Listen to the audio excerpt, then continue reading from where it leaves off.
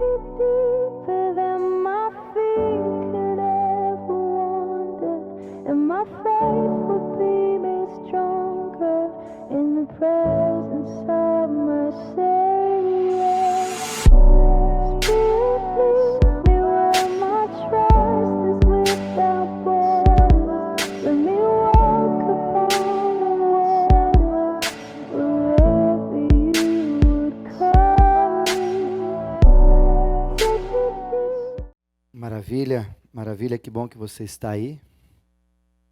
Enquanto você vai pegando a sua Bíblia, quero te convidar. Nós vamos continuar hoje um texto que nós falamos semana passada. E eu quero, para esse texto, pedir para você abrir a sua Bíblia no livro de 2 Samuel. Segundo o livro de Samuel. Nós vamos ler apenas o capítulo de número 18, versículo 33, perdão. Livro de 2 Samuel. Segundo escreveu Samuel. O capítulo é o número 18. E nós vamos fazer a leitura apenas do versículo 33. Quero só te lembrar, e hoje eu quero que você fique um pouco mais ligado, se você tiver uma caneta para anotar algumas coisas, alguns dados aqui que a gente vai passar. Hoje nós vamos falar de um assunto muito importante para o tempo presente. A Bíblia relata bastante sobre esse assunto, mas eu quero convidar você a anotar os detalhes que eu vou colocar, os dados que eu vou passar, as estatísticas e algumas orientações, para que eu e você possamos dessa noite aprender e a partir de hoje já viver o que nós estamos aprendendo. Até porque esse assunto que nós vamos falar hoje, ele tem como consequência problemas drásticos que nós encontramos na nossa sociedade. E não na nossa sociedade só, como esse tempo presente, mas na vida de Davi, como é do livro de 2 Samuel, capítulo 18, que nós lemos semana passada. Se você quiser assistir a primeira parte dessa mensagem, nós falamos sobre Davi, e hoje nós vamos continuar falando sobre Davi. Esse texto que nós lemos, Davi, no capítulo 18, versículo 33, diz o texto que então o rei, profundamente comovido, subiu à porta da sala que estava para cima da porta e ali chorou. E andava de um lado para o outro, dizendo: Filho meu filho, Absalão, meu filho, se eu pudera, ou quem me dera, eu morrera, ou estaria no teu lugar, podia morrer por ti, Absalão, meu filho. Esse texto, ele faz parte de um contexto onde Davi, a gente falou semana passada, Davi, ele perde o seu filho Absalão numa guerra, e ele porque queria trocar no lugar de Absalão, para que ele pudesse morrer no lugar. E essa postura, ou esse choro, é um choro de angústia, é um choro ruim, é um choro de amargura, é um choro de remorso. Nós falamos sobre isso tudo semana passada. E a despeito desse tipo de choro, ou desse modelo de choro que a gente encontra nesse texto, semana passada nós falamos qual é o motivo que levou a Davi olhar para a sua estrutura de vida, e lá no final, quando ele perdeu um filho, no caso agora, Absalão, ele acabou tendo essa postura, esse choro de remorso. Falamos sobre isso bem semana passada. Convido você a entrar no nosso canal no YouTube, IPI São Manuel. Se inscreve lá para você receber o sininho, coloca o sininho lá para você receber as notificações e você vai poder assistir essas mensagens na sua integralidade. Mas eu quero desafiar você, porque semana passada nós aprendemos apenas uma postura e hoje eu quero desafiar você para aprendermos a segunda postura. A primeira que levou a Davi a ter um choro de remorso a despeito da sua própria vida e diante do seu filho, foi porque ele era um homem ausente, um pai ausente. A gente trabalhou bastante sobre isso e nós não só trabalhamos, mas tratamos isso para mim e para a sua vida, para que eu e você não sejamos pessoas ausentes. Homens ausentes, mulheres ausentes, esposo ausente, esposa ausente, filho ausente, pai ausente, avô ausente, enfim, que nós não sejamos ausentes em hipótese nenhuma. Nem eu, nem você tenhamos essa postura de ser ausente. Até porque nós falamos na outra vez, ser ausente é aquele que é muito reativo do que ativo. Ele simplesmente fala depois que o outro faz. Ele só responde, ele não tem atitude do bem, ele não tem atitude de carinho, de cuidado, ele só responde. É aquele que de repente você manda uma mensagem, estava com saudade de você, e ele responde, eu também estava. Não estava não, porque se tivesse, você tinha tido a primeira atitude, então você não estava com saudade. Isso é uma pessoa ausente. A pessoa ausente também é aquela que só liga para a gente quando busca interesse próprio. Que só manda mensagem para você, só manda um WhatsApp para você, ou alguma coisa, só quando você pode ajudá-la. Quando você não a interessa, você não é acionado por ela. Isso é uma pessoa ausente, que só busca esses interesses. E no final das contas, falamos semana passada, ela acaba se tornando uma pessoa egoísta na sua postura, no seu dia a dia, porque ela só quer que venha a mim, mas nada dela fazer esforço para abençoar, cuidar de alguém. E nós temos a rodo isso. Temos pessoas ausentes na família, temos casais que o marido ou que a esposa é ausente, temos família onde os filhos são ausentes ou os pais são ausentes com os filhos. Na comunidade, como igreja, temos essa ausência também. Assim como seus relacionamentos, você talvez tenha sido ausente, na sua família tem sido ausente, eu quero desafiar você, como fiz semana passada, é possível também que no seu relacionamento com Deus, você esteja ausente. Você só o busque porque você está precisando. Você só o busque porque a corda começou a apertar, a água começou a subir, e aí você ora mais, lê mais, porque você está precisando. Isso é uma pessoa ausente em relacionamento com Deus, inclusive. E vou dizer uma coisa muito tranquila para você guardar e a gente passar para o segundo ponto, que é o de hoje. Talvez se você é ausente com seus amigos, família, em tudo, não se espante se com Deus você também tiver essa reação. Porque o ser ausente é uma questão de status, de postura, de estilo de vida. Por isso eu quero desafiar você, esses detalhes que nós estamos trazendo aqui a respeito da vida de Davi, são ações, posturas, comportamentos que traçaram a vida dele, e por estarem traçando a vida dele, levaram não somente a ele, mas quem está perto dele, a sérios prejuízos psíquicos e emocionais e espirituais. Por isso eu quero desafiar você, por que continuar ausente? Por que não mudar? Por que continuar sendo assim? Por que não ser uma pessoa melhor, transformada pela graça de Deus na pessoa do Espírito Santo, na minha e na sua vida? É você que decide se você vai continuar assim ou não. É você que decide se você vai continuar ausente com a sua família, com os seus, no seu trabalho, inclusive com Deus. Mas depois, como eu disse, e vou repetir hoje no final, não esquece. A conta vai chegar e depois não vai dar para dizer. Mas eu não sabia, talvez vai passar no vídeo. O pastor pregou e te ensinou naquele dia, no dia 15 de novembro, no dia 22 de novembro, que você precisava deixar desses comportamentos para você usufruir muito mais de Deus.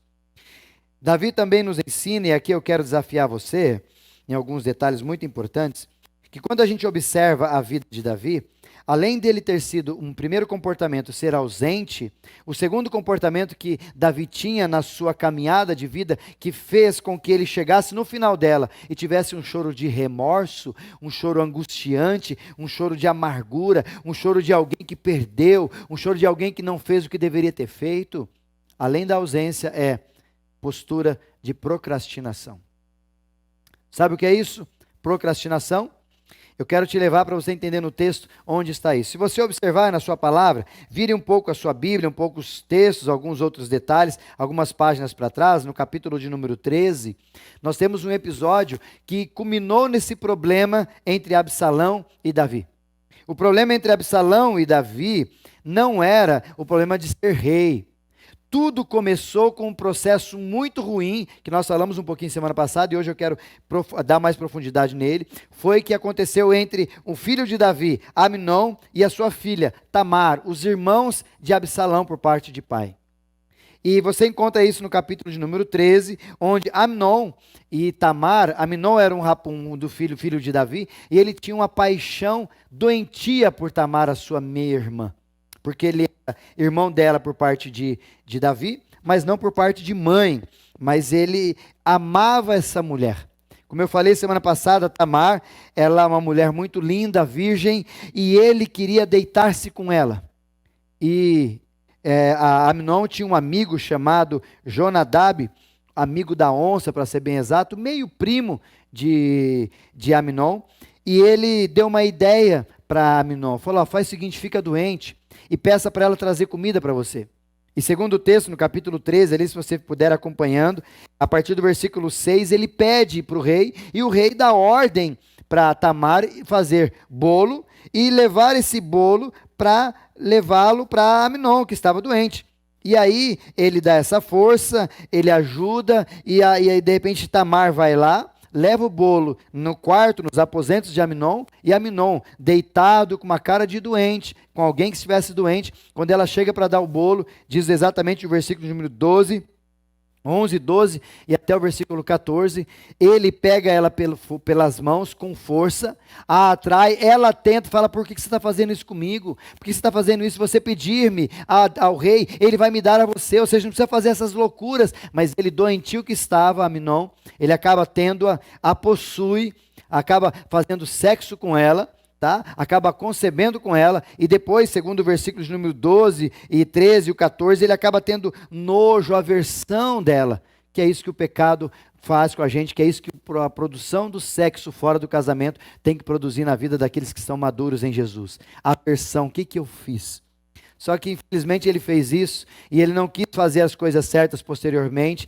A Tamar acabou sendo jogada de lado, ele deixou-a de lado, e ela, quando foi fugir daquele lugar, quando estava com Amnon, ela acabou se encontrando com o seu irmão Absalão. E ela contou tudo para Absalão o que tinha acontecido com Amnon. Só que a informação, o acontecido, não chegou só a Absalão, não chegou só para ele, chegou também para o rei Davi. O versículo de número 21 diz assim: ouvindo o rei, capítulo 13, ouvindo o rei Davi todas essas coisas, muito se acendeu a sua ira. E acaba o texto aí. Muito se acendeu a sua ira, ou seja, Davi ficou sabendo o que Amnon fez com Tamar, ficou bravo como um pai deveria ficar com seus filhos, mas ficou por aí apenas a sua indignação. Segundo o restante dos textos, a partir do versículo 23 até o 36, nós temos ali uma emboscada que Absalão fez, porque Absalão sentiu as dores da sua irmã, sentiu as dores da sua irmã diante daquilo que o seu irmão tinha feito, e ele, vendo que o seu pai não fez nada, ou deixou para tratar sobre aquele assunto posteriormente, Absalão tomou as rédeas e de repente tentou, depois de 2 anos, fez uma emboscada depois de 2 anos do acontecido com Amnon e Tamar, e ele pensando, maquinando, nada sendo tratado. Davi não tratou com Amnon, não tratou com Tamar, não tratou com Absalão, não fez nada, deixou as coisas rolarem. E aí o que aconteceu? 2 anos depois de uma emboscada que Absalão montou, Amnon acabou sendo morto. E quando ele foi morto, no versículo 37 do mesmo capítulo, Davi chora amargamente a morte de Amnon, e talvez aí já comece um processo de procrastinação na vida dele, quando ele olha para si e fala, gente, o que eu fiz, por que eu não tratei isso? Deixei essa ira, deixei esse problema, deixei essa inimizade, esse conflito entre os irmãos acontecer e não resolvi, deixei para depois, fui trabalhar, fui para a guerra, fui fazer isso, fui fazer aquilo, e deixei para resolver isso para depois, e agora olha o que aconteceu. O meu filho mais velho, Absalão, acabou matando Amnon, o seu irmão. E segundo o próprio texto, depois de 3 anos ainda, depois de 2 anos que aconteceu, mas 3 anos depois, ou seja, num total de 5 anos, começa a revolta de Absalão com o rei Davi. Até há alguns rumores de tentar se ajustar, de tentar conversar, de tentar amenizar o processo ou se acertar, mas não houve nenhuma possibilidade. E é o que a gente percebe no texto, é que Absalão, depois de tudo isso, sem tratativa, sem proposta de Davi, sem nenhum diálogo, sem nenhuma tentativa de ajeitar o processo, sabe o que aconteceu? As coisas aconteceram. Não é redundância, mas deixa eu dizer isso bem claro. As coisas aconteceram. Porque talvez a gente acha que a procrastinação não vai trazer resultado, e a gente deixa as coisas, como já dizia Zeca Pagodinho, deixa as coisas me levar, deixa a vida me levar, e vai deixando, sem que depois a gente não quer aceitar as consequências do processo. Foi isso que Davi fez. E aí ele perdeu o 3º filho, Amnon, o 2º filho que ele perdeu, o primeiro de Betseba, o 2º Amnon, e agora o 3º Absalão, que é o texto que nós vemos aqui. E ele experimentou o resultado dessa procrastinação, porque o filho dele resolveu dar um jeito no processo. Já que o pai procrastinava o que aconteceu com Aminon e Tamar, então Absalão, o filho mais velho, tomou a frente falando, eu vou fazer, já que meu pai não faz, eu faço. E ele fez. Mas como resultado disso, o exército também fez com Absalão, e aí temos Davi perdendo os seus 2 filhos. O terceiro, o primeiro que foi no início de Betseba, Aminon e Absalão. Isso ensina pra gente, querido, é que por causa da procrastinação, Davi perdeu tantas coisas na sua vida. E a gente pode olhar para os textos e perceber, e eles saltam do texto para a gente. Por causa da procrastinação, Davi chorou amargamente pelo seu filho Aminon. Por causa da procrastinação, ele chorou amargamente a morte do seu filho Absalão.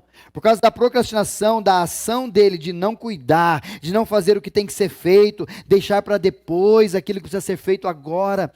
Ele foi deixando, e infelizmente, o que aconteceu com ele no final é chorar por remorso. Você é alguém que procrastina? Ah, não, pastor, eu não procrastino. Eu vou hoje, nessa segunda parte da mensagem, depois dessa contextualização, eu quero te fazer entender o quão grande é o problema da procrastinação na nossa geração. Só para você ter uma ideia, segundo os estudiosos, 95% da humanidade procrastinam ocasionalmente. Ocasionalmente. Mas pelo menos 20% sofrem de procrastinação crônica. Segundo essa pesquisa que saiu no New York Times, alguns anos atrás, mais de 20% da população humana, nós temos problema com procrastinação crônica. Ou seja, aqueles que procrastinam como um hábito, como alguma coisa que faz parte da sua vida, e ela não consegue se livrar disso. Só para você ter uma ideia, no ano que eu nasci, em 1978, faz tempo, hein, Caio? Faz tempo. Não faz tanto tempo assim não, Caio, estou bem. Nesse ano de 1978, sabe quantas pessoas, segundo as pesquisas, tinham de procrastinadores crônicos? 5%. Ou seja, em mais ou menos um prazo de 40 anos ali, nós tivemos um acréscimo 3 vezes mais. Nunca tinha subido tanto. E hoje nós temos mais de 20% de procrastinadores no nosso mundo. Só para você ter uma ideia em relação ao nosso Brasil, 50% dos jovens no nosso país, jovens estudantes, são procrastinadores crônicos. 50% dos nossos jovens são procrastinadores crônicos, que deixam o estudo para depois, deixam para estudar no final, deixam para estudar no dia da prova, deixam para responder alguma coisa no final, sempre procrastinando. Se encaixa com você isso aí? 50% da nossa juventude no Brasil.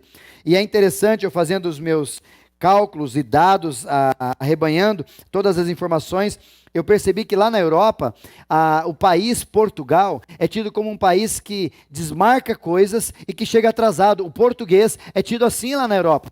Alguém que desmarca os compromissos, que não chega na hora nos compromissos. E nós somos, no nascituro, nosso Brasil, veio quem? Veio a proposta cultural de Portugal. E o português, trazendo para o Brasil se tornou a mesma coisa. Nós somos um país de muitos procrastinadores, pessoas que atrasam, pessoas que remarcam compromisso, pessoas que dizem que vão e acabam não indo, e às vezes isso acaba surgindo ocasionalmente, é verdade, tanto eu quanto você já tivemos problemas, e ocasionalmente tivemos que procrastinar, tivemos que, hoje não dá, eu tive um problema, como aconteceu esses dias comigo, por causa de fazer o exame de Covid, eu fui chamado ou convocado a ficar em casa em tempo maior. Não podia sair. E aí eu tive que desmarcar uns compromissos, dizendo, queridos, por força maior, eu não posso estar com vocês. Ocasionalmente a gente tem que fazer isso. Mas, infelizmente, muitas pessoas fazem isso com naturalidade. Já faz parte do seu estilo de vida e acabam trazendo problemas para si. Por isso eu quero desafiar você, querido, a perguntar-se se você é procrastinador. Pastor, mas o que é um procrastinador? Eu quero desafiar você a algumas frases, quero te ensinar algumas frases. Primeira, procrastinar é o ato de adiar uma tarefa até o último momento. Isso é um procrastinador, aquele que adia uma tarefa até o último momento. Uma outra frase, procrastinar é a fraqueza de vontade de realizar uma tarefa. Vou repetir, é a fraqueza de vontade de realizar uma tarefa. Já dizia o filósofo Sócrates, essa frase é dele. E uma outra frase, quando diz assim, o que é procrastinar? Procrastinação é o ladrão de tempo. É aquele que rouba de mim e de você a consciência a despeito do que nós precisamos fazer e não fazemos. Segundo a filosofia, inclusive grega, no propósito de ensino, ela dizia que a palavra, para nomear alguém que procrastinava, ela usava uma palavra chamada acrásia.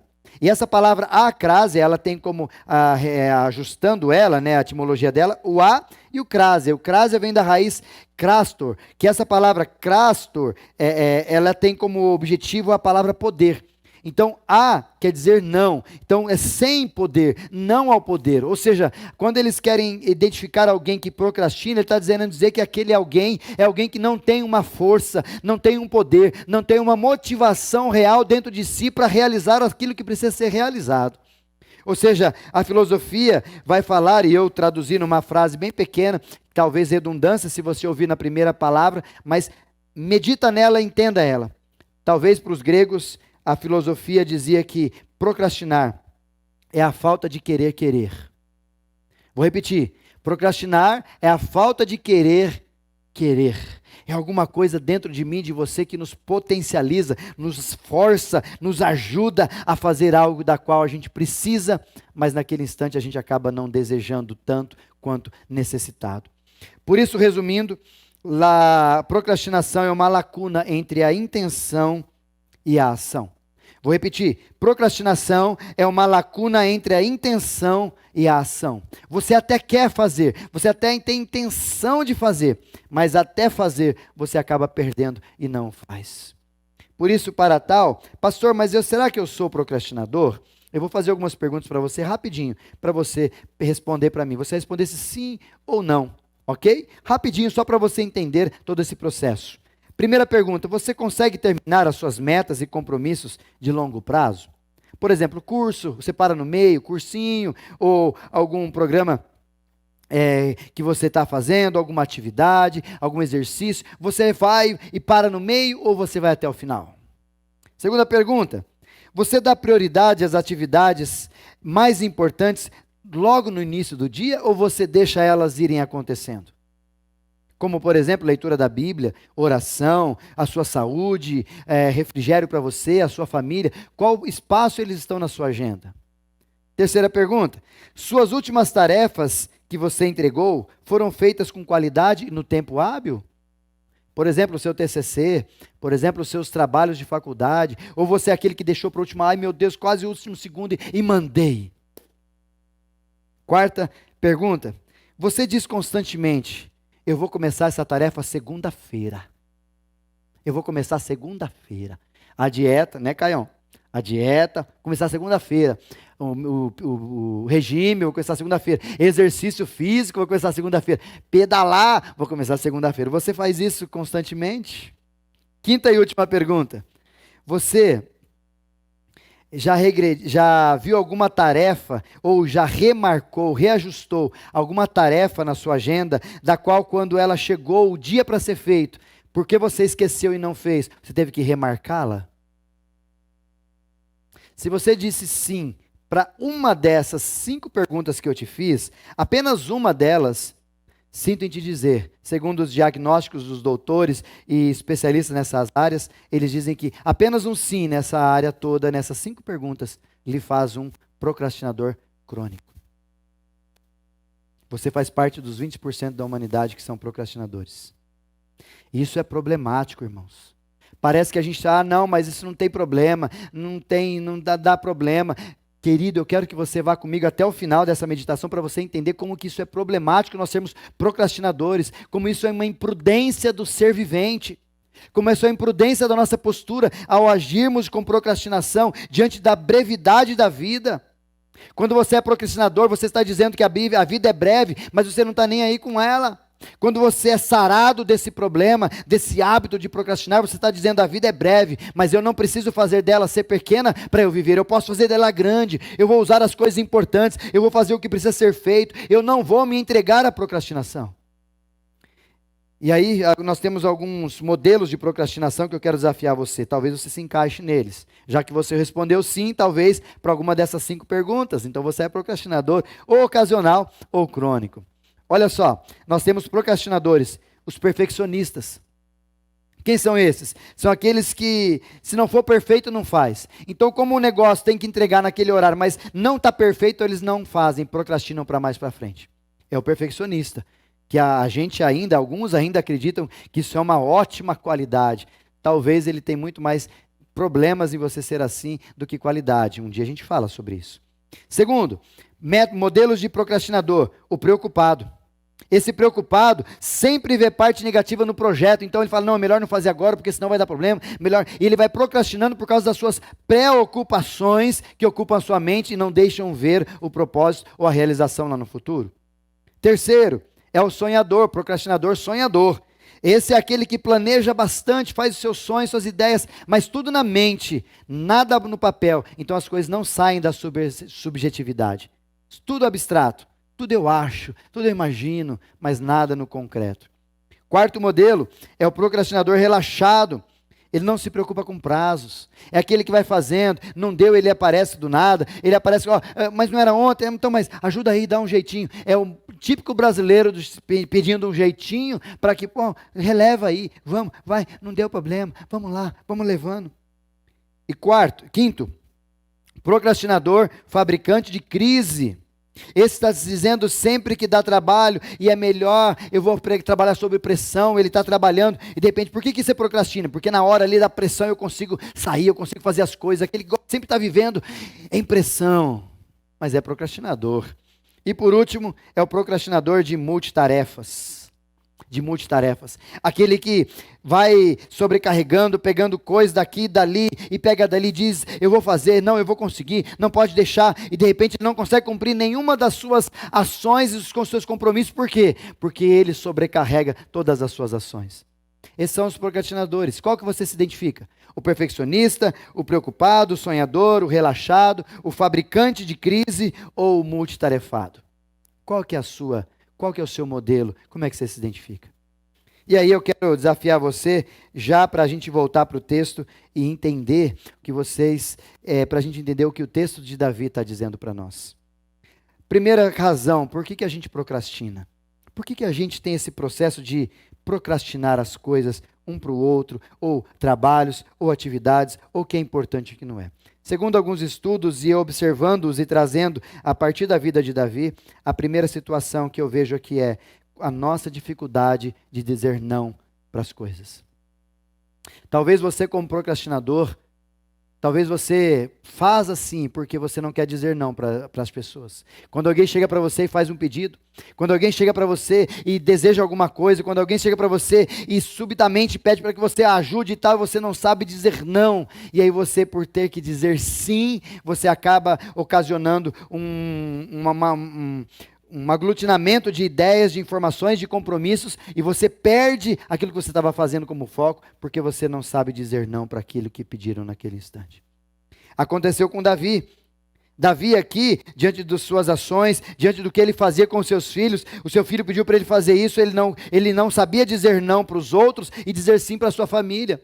A gente percebeu na semana passada, num texto onde Absalão chamou, inclusive naquele momento que teve até emboscada para Amnon, ele chamou o seu pai Davi para estar junto com ele, chamou a família e Davi disse, não é pesado demais, deixa, não vamos não. Ou seja, ele sabe dizer não para aquilo que deveria dizer sim, mas ele sabe só dizer sim para aquilo que deveria dizer não. E eu pergunto para você, querido, como é que você se desenvolve nisso? Você sabe dizer não para aquilo que precisa ouvir não? Ou você só é aquele que fica dizendo sim para todo mundo, e daqui e dali, e aí você abre mão da tua família, abre mão da tua saúde, abre mão do teu emprego, cria crise entre os seus familiares, em tudo porque você não consegue dizer não para as pessoas? Talvez essa seja uma das razões para que você seja um procrastinador. A segunda razão que a gente encontra no texto, e em estudos, e em embasamento, hoje é o excesso de distrações. O segundo motivo pelo qual eu e você talvez nos tornemos procrastinadores é o excesso de distrações. Aquela pesquisa que foi falada de 1978 que eu mencionei, lá tinha 5% e hoje nós temos mais de 20%. Um dos motivos é a rede, é a tecnologia, são as redes sociais. E essa postura de Davi, por ele ser alguém cheio de distrações, o mesmo caso aconteceu lá no livro de 1 Samuel também, quando vai falar sobre ele e Betseba. No livro de Samuel, onde ele, distraído, passeando pelo jardim, com várias distrações, e essa distração foi mais forte do que ele, tornando-se a mulher dele, ou ele querendo a mulher de um outro homem, no caso Urias. Ou seja, ele estava aberto a distrações, ele não tinha foco, não tinha objetivo claro, várias vezes, às vezes estavam distrações sobre ele, e ele não conseguia lidar com aquilo e acabou cedendo, e o fruto disso foi várias consequências, inclusive, outro dia a gente fala disso, o resultado das suas consequências foram a morte dos seus 3 filhos, que ele mesmo declarara pelo seu jeito. E eu pergunto para você, querido, quais são essas distrações que você tem? Eu conheço pessoas, talvez seja você, inclusive meu celular não está aqui, mas dá para você ver, ele coloca ali para a gente, já falamos sobre isso, lembra, Caio? Sobre um resumo de onde você passa, onde você gasta maior tempo no seu celular. E eu vi de algumas pessoas que gastam muito, muito tempo em redes sociais. E aqui salvo o WhatsApp, porque você precisa trabalhar, responder mensagem, conversar com as pessoas, talvez faz parte do seu trabalho, algo assim, mas talvez o Instagram também faz parte do seu trabalho, mas o que você precisa entender é que essas distrações, às vezes, acabam tomando de nós o tempo, e a gente acaba procrastinando por causa dessas distrações.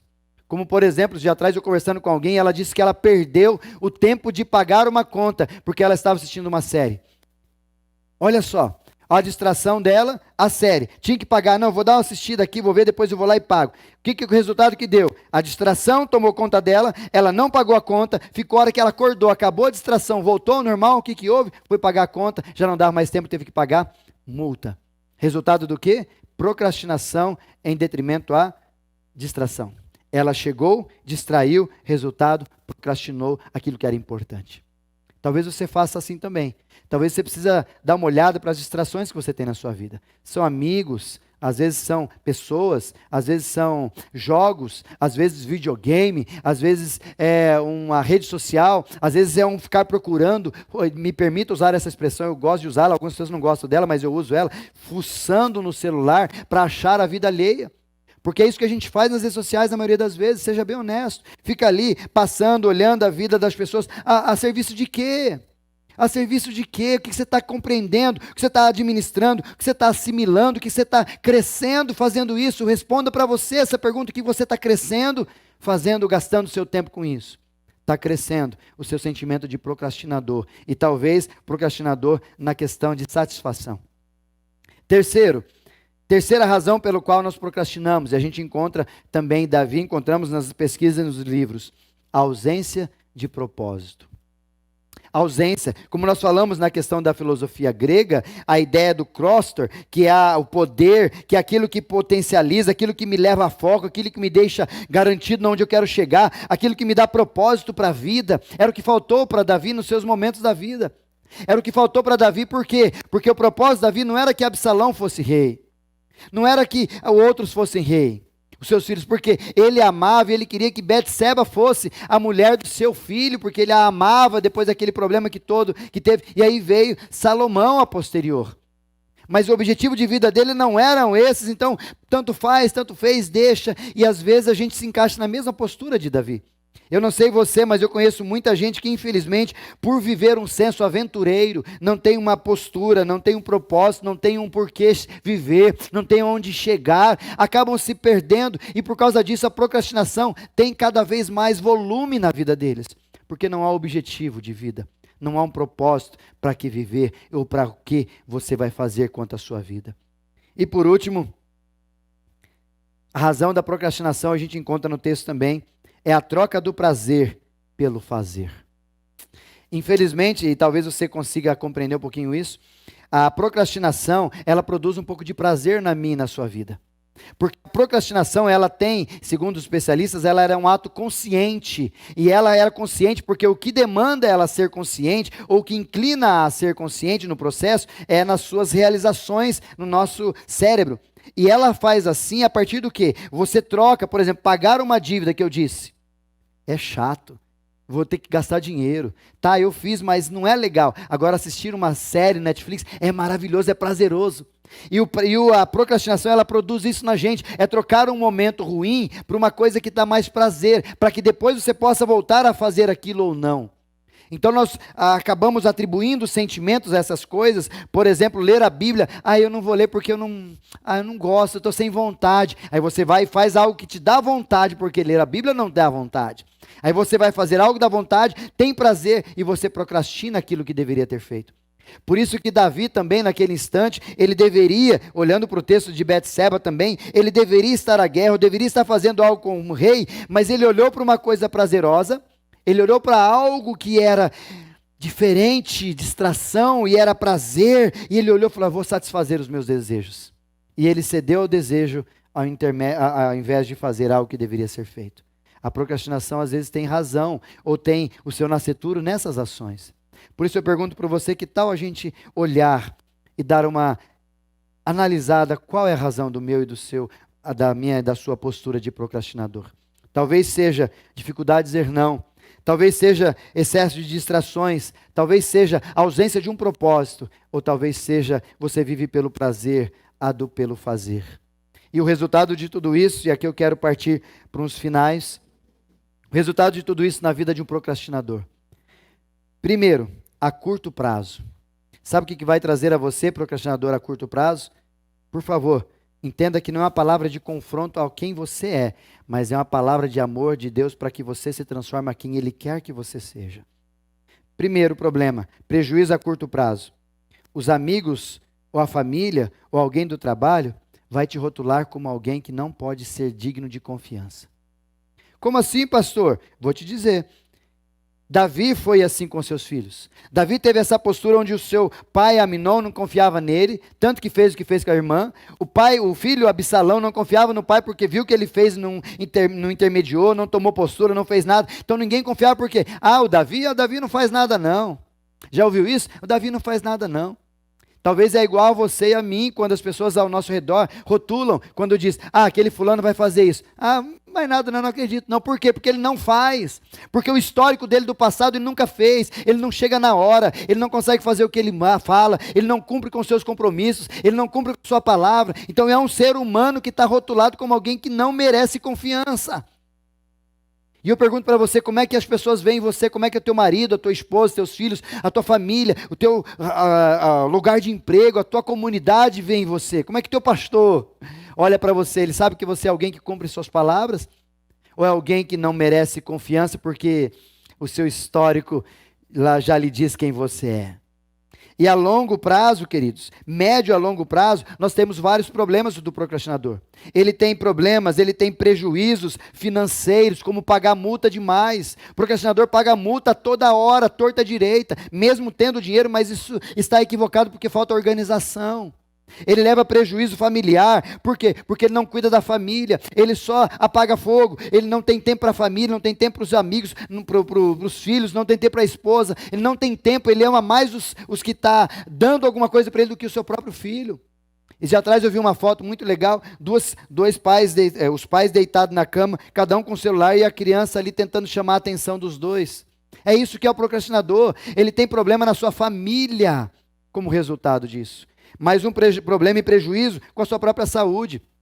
Você que está acompanhando aqui, está me vendo, sabe que o médico já te disse, os enfermeiros já te disseram, o seu médico ou o seu espelho já disse para você, cuida da tua saúde, os seus joelhos já disseram para você que você tem que cuidar da sua saúde, o seu corpo, as suas dores, alguém já sinalizou para você que você precisa cuidar da sua saúde, e você está procrastinando cuidar da sua saúde, há tempos, e aí vai chegar uma hora que ela vai cobrar, e o prejuízo vai ser certo, você sabe do que eu estou falando.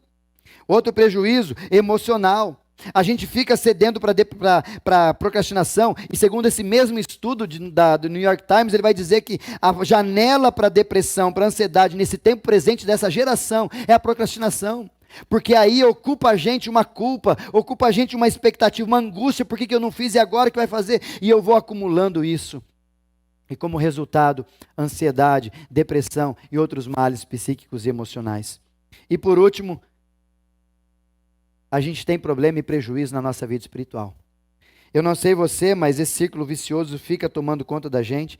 E quantas vezes você já sofreu ou já disse para Deus que você vai ler a Bíblia mais e não fez? Você já falou que vai orar mais e não ora? Já falou que vai fazer alguma coisa com Deus e não fez? E você vai procrastinando e você acha que está bem e você vai sofrendo consequências e não sabe de onde vem. Quero dizer para você, querido, você talvez tenha prejuízos na sua postura e você vai ter prejuízo se você continuar sendo procrastinador.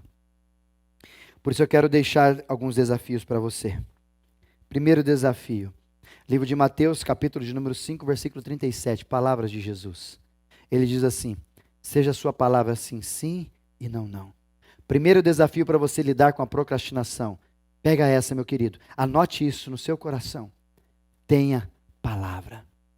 Se você diz sim, sim, diga sim. Salmo de número 15, versículo 4 vai dizer isso. Mesmo que te dá prejuízo, mas cumpra com a tua palavra. Seja um homem, uma mulher da palavra, que falou, está falado. Se disse que vai chegar a tal hora, chega. Faça de tudo para cumprir a tua palavra. Seja a tua palavra segundo a palavra de Deus em Jesus. Seja sim, sim e não, não. Segundo desafio que eu quero que você guarde. Segundo 1 Tessalonicenses, capítulo 4, versículo 12, quando o texto vai dizer assim: vos porteis com dignidade para aqueles que são de fora. Ou seja, o que Paulo está ensinando àquela comunidade é ter cuidado com o testemunho que nós temos para os de fora. E se o primeiro é tenha a palavra, o segundo desafio é cuide do seu testemunho. Cuide dos rótulos que as pessoas colocam sobre você. Ah, pastor, mas não é certo colocar rótulo. Mas alguma coisa tem por dar rótulo a você. Alguma coisa você deixa a desejar, algum rastro você deixa. Talvez você chegue atrasado sempre, talvez você sempre dá uma desculpa, talvez você sempre fala que não foi culpa sua, talvez você sempre fala que o carro quebrou, talvez você sempre fala que houve problemas. Ocasionalmente acontecem essas coisas, mas talvez você é alguém que usufrui disso por causa da sua ação de procrastinação. Então tome cuidado com o seu testemunho. É muito importante o seu testemunho, até porque nós somos chamados por Jesus. Mateus 28 diz: sede minhas testemunhas, vocês são para ser testemunhas. Atos 1:8 vai dizer isso: descerei sobre vós o Espírito Santo e ser-me-eis testemunha. Ou seja, o que você vai ser diante das pessoas é algo que vai identificar se você é um cristão autêntico, genuíno ou não. E terceiro e último desafio: pare de procrastinar enquanto ainda é tempo. Para que você não venha chorar por causa do seu trabalho. Para que você não venha chorar por causa da sua família que se perdeu. Para que você não venha chorar por causa dos seus filhos que se perderam. E agora o que eu faço, pastor? Ore pelos meus filhos. Agora tem que orar, porque quando você deveria agir, você não fez, procrastinou, agora tem que ficar orando e buscando recursos para que aconteçam as coisas. Livro de 1 Samuel, no capítulo 16, versículo 1, quando Deus vai falar com Samuel, diz assim: até quando você vai ter pena de Saul quando eu já o reprovei? Essa é a postura de Deus chamando a atenção de Samuel. Samuel, para de procrastinar, vamos tratar, vai lá na casa de Jessé, vai ungir Davi, antes de Davi, ou seja, o processo todo antes. Deus já se incomodava com Samuel a despeito dessa procrastinação. E eu pergunto para você, querido, até quando? Até quando você vai ficar fazendo isso? Até quando você vai ficar procrastinando? Até a sua saúde dar um alarme vermelho? Até a sua família dar um alarme? As luzes vermelhas acender na sua casa, no seu trabalho? Até quando você vai ficar procrastinando? Até quando você vai ficar fazendo isso segundo o texto? Por isso, querido, Deus quer te usar. Deus quer te fazer ser pessoa transformada pelo Espírito dEle. Deus quer te abençoar. Mas infelizmente, às vezes Ele não pode, porque você está até quando procrastinando alguns envolvimentos que você precisaria ter. E eu desafio você, a sua família vai sofrer se você continuar procrastinando. Quem você ama vai sofrer se você continuar procrastinando. Quem você trabalha perto de você, quem está junto de você, sofre pela sua procrastinação. A tua igreja sofre pela tua procrastinação. Todo mundo sofre, inclusive você. Foi o que aconteceu com Davi. Ele sofreu por ser procrastinador. Os seus filhos sofreram. A sua família sofreu. Todos ali sofreram por causa da sua postura. Desafio de procrastinar. E você, como é que você é? Pastor, como é que eu posso fazer isso na prática? Deixa eu te deixar algumas aqui para a gente finalizar. Primeiro, alinhe suas prioridades. Se você está procrastinando, você tem que querer. Então, talvez as suas prioridades estão equivocadas. Quero te desafiar a lembrar. Primeiro, Deus. Segundo, é você. Terceiro, o seu cônjuge. Caso você não seja cônjuge, já passa. Quarto, os seus filhos. Depois, o seu trabalho. E em quinto lugar, a igreja.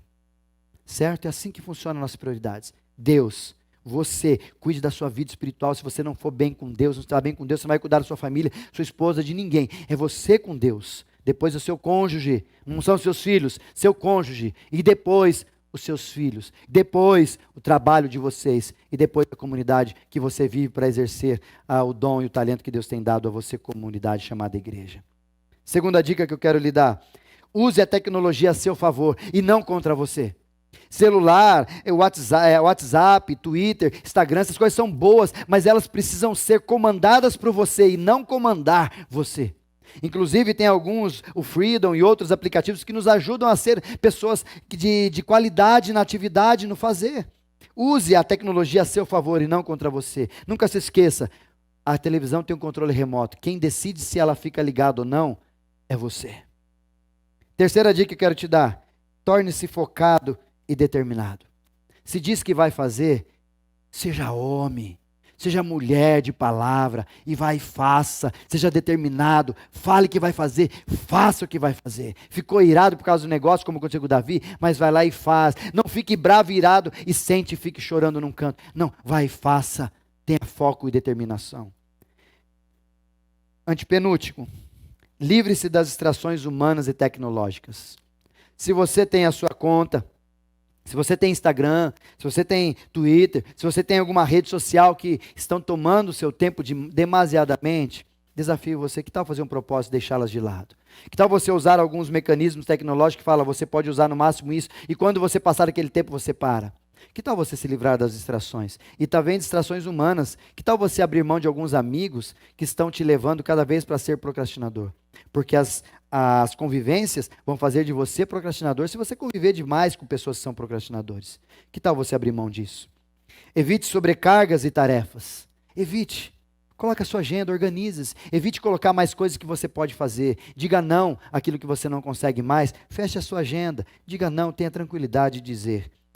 E por último, ande com pessoas que lutem pelo mesmo hábito que você tem, contra a procrastinação.